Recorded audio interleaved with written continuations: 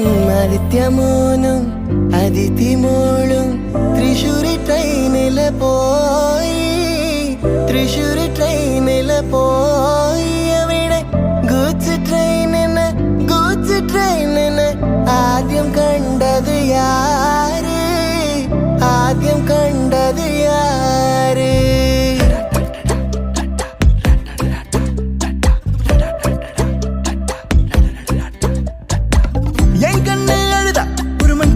நங்காட்டி உன்னை சிரிக்க வைப்பேனே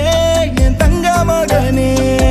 என் முதுகின் மேல ஒரு அணைக்குட்டிய போல உன்னை தூக்கிக்கிட்டு நான்